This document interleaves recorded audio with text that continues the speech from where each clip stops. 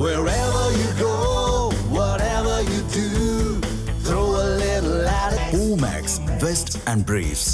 இன்றைய உலகில் எரிசக்தி பாதுகாப்பு என்பது வெறும் வளர்ச்சிக்கான ஆதாரமாக மட்டுமல்லாமல் அது ஒரு நாட்டின் நிலைத்தன்மையையும் சுயாதீனத்தையும் தீர்மானிக்கும் முக்கிய காரணியாக மாறியிருக்கிறது. வெளிநாட்டு வளங்களின் மீது அதிகமாக சார்ந்திருக்கும் நாடுகள் உலகளாவிய பதற்றங்கள் மற்றும் விநியோக சிக்கல்களால் எளிதில் பாதிக்கப்படுகின்றன. இதனை உணர்ந்திருக்கும் சில நாடுகள் தங்கள் எரிசக்தி அமைப்புகளை முழுமையாக மாற்றும் முயற்சியில் இறங்கியிருக்கின்றன. குறிப்பாக சீனா போன்ற நாடுகள் அவற்றை சரியாக திட்டமிட்டு அமைதியான முறையில் முன்னெடுத்து வருகின்றன.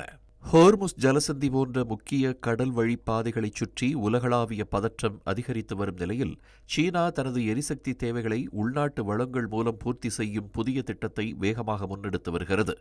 அமெரிக்கா ஈரான் இடையேயான பதற்றம் அதிகரிக்கும் போதெல்லாம் உலக எண்ணெய் சந்தைகள் அதிர்வுகளை சந்திக்கின்றன.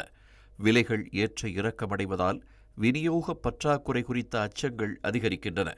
இந்த நிலையை மாற்றும் நோக்கில் சீனா மாறுபட்ட அணுகுமுறையை மேற்கொண்டு மாற்று எரிசக்தி அமைப்பை உருவாக்கும் பணியில் தீவிரமாக ஈடுபட்டு வருகிறது. சீனாவின் மாநில மின்சார வலையமைப்பு நிறுவனங்கள் இந்த திட்டத்தின் மையமாக செயல்படுகின்றன.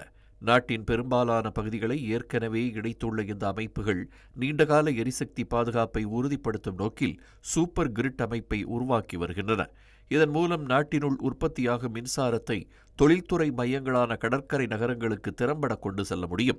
மேலும் மேற்கு பகுதிகளில் கிடைக்கும் காற்றாலை மற்றும் சூரிய எரிசக்தியையும் வடக்கு பகுதிகளில் உள்ள வளங்களையும் கிழக்கு கடற்கரை நகரங்களில் உள்ள தொழிற்சாலைகளுக்கு மாற்றுவதற்காக மிக உயரழுத்த மின்கம்பங்கள் வேகமாக அமைக்கப்படுகின்றன.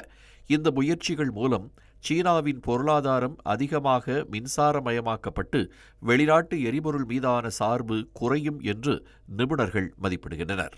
இந்த திட்டத்திற்காக நடப்பாண்டு முதல் வரும் 2030ஆம் ஆண்டு வரை சுமார் 4 டிரில்லியன் யுவான் முதலீடு செய்யப்பட உள்ளதாக மதிப்பிடப்பட்டிருக்கிறது.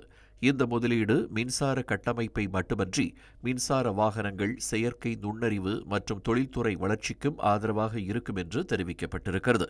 இதற்கிடையே தேவையான நிதியை சீனாவின் அரசு ஆதரவு நிறுவனங்கள் பெருமளவில் பத்திரங்கள் மூலம் திரட்டி வருவதாக தகவல்கள் வெளியாகியிருக்கிறது.